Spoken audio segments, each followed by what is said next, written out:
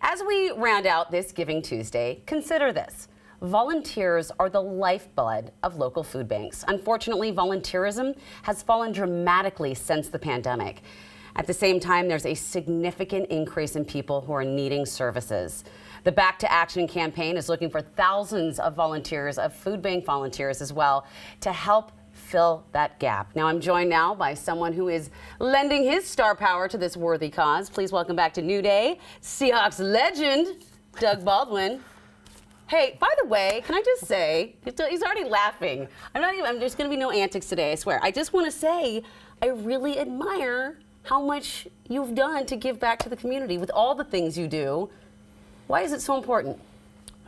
Well, thank you for having me, first and foremost. And when you said legend, that just reminds me I'm older now, so thank you, appreciate that. No, I think, I've been fortunate enough to be in a community that's really cultivated this this desire to give back, right? Like not only with the Seahawks, but all the organizations we've supported and been a part of, this community as a whole. And I think the essence of Seattle, you've heard me say this before, like there's a grittiness about this, this area, and there's a desire to want to give back. And we all have a role to play in the betterment of our society. And so I'm just playing that role. Yeah. All right, let's talk about Back to Action. King 5, the Seahawks both involved, you as well, other organizations? Yes, Northwest Harvest, Washington Food Coalition. There's several partners. That's amazing. Safeway as well, of course. So tell us what it is and why you decided to help. Well, actually, there was one of the stakeholders approached us about convening a group of organizations to then put this program together. And so the idea came about where, as you mentioned, the significant drop-off of volunteers post-pandemic has created a gap, if you will, in the services that the hunger relief organizations are able to provide to the community. And so this is one way to solve that issue, is to get volunteers consistently volunteering at food banks. I think that's the key, is the consistency. So for anyone who's never volunteered in a food bank before, here's how it goes. The food is delivered into the back of the house. Then it has to be put together in these bags. And then sometimes you're getting big old crates of produce, which is my favorite part. Is I like doing the produce. But tell us why food banks specifically need more volunteers. Well, if I'm being honest, this is part of a more broad or a broader campaign for us. So, we're hoping that we get to start a pilot here soon where we're going to involve some integrated logistics to get rescued food that would otherwise be thrown away to the food bank. So not only is the need for more food increasing as the people who are needing that food is increasing, also the equity piece of this. So there's food banks that don't have the resources to hire drivers to purchase food, and so we are trying to distribute more food in an equitable way so that we can serve more folks, right? But in the process of doing that, we need more volunteers to help fill that gap while the adaptation is happening. And so this is part of a much broader effort to reduce costs in the overall food justice system, reduce food waste, and then also serve more people in an equitable way. What are your observations and takeaways from volunteering when you're there? Well, there's a number of takeaways that are beneficial to both, obviously, the food bank and the people being served, but also to the people that are volunteering, right? Being a part of a team, right? Doing something good in the community. There's a number of studies that show the health benefits, the well-being benefits of giving back and being a part of a group that's giving back, right? Doing something like this. And then also just being a part of the community, right? And seeing it in a holistic view, really providing a service or an opportunity for your family to join in you in servicing the community. There's a lot of benefits there. I'm glad you mentioned that family component, because as you see there in the video, is you can bring your kids in to do this. I think at least I know in Northwest Harvest 10 is the cutoff of age, I think.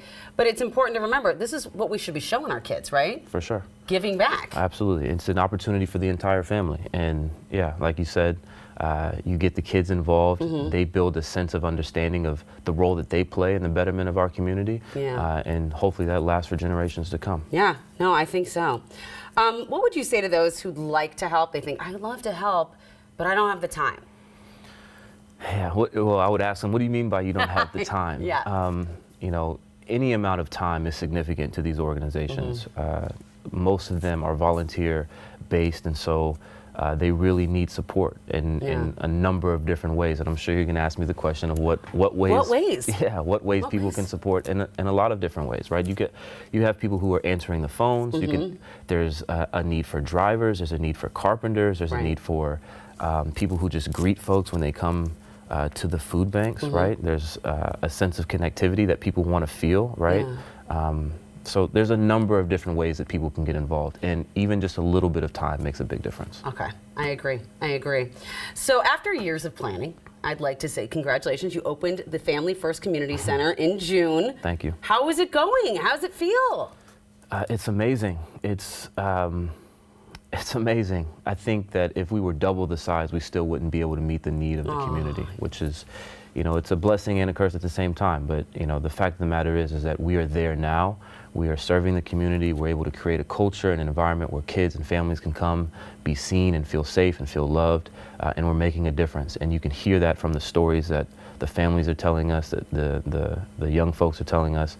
It's making a significant difference, and we are humbled and honored to be able to serve our community in that way. The community, I'm sure, is so grateful. It's so hard these days to get access to school, sports, ballet, everything, and it's just, I'm glad that I know someone who's working so hard. Before I let you go, last time we saw each other, we were scrimmaging, if you want to call it that. He's like, I'll call it that lightly. It was for Champions of Change. You, Michael Bennett, Cliff Averill, brought together the whole thing at Climate Pledge Arena. You saw my skills right here. We did. Look at that. We did witness your skills. Yes. I am a middle-aged white woman that can't jump, but I talk a big game. That's exactly what you did when we got out there. He thought I got skills, and he's like, "Oh, you should be on the team." And then he saw me, and he was like, "Nope." I said you should be on the team. That's what I said. I thought so. Okay. That's what I heard. Right. But I hear things all the time. Yeah, I just wanted to. I got this basketball hoop here. I'm going to show you. I got skills. Okay. So that next time, you might think better of my skill. Are you ready for this? Look at that. I overshot the rim. Do you want to try? No, I think we understand the mission here. The mission here is that. You want me to try it? I'll try it. All right. Oh, close. All right. So I may not be a basketball champion, but I love supporting Champions of Change. Do you think it'll come back this summer? It's definitely going to come back this summer, for sure. We're working on the dates now, working with Climate Pledge Arena, starting to fill out the list and all the logistics that go into planning something like this. I am a really good bench warmer and loud. I may talk smack. Okay. But I talk smack to the other team. So. Okay. I actually have a degree in that. You do? Yes. So I'm there for you. Thank you so much for everything. Of course. All right. Well, if you'd like to be a part of creating positive change in our community, text the word ACTION to 206-448-4545. We'll send a link straight to your phone to sign up for Back to Action. Let's do this. And don't forget, King 5's annual food drive, Home Team Harvest, is this Saturday, December 2nd. We need your help in raising 23 million meals for families in need.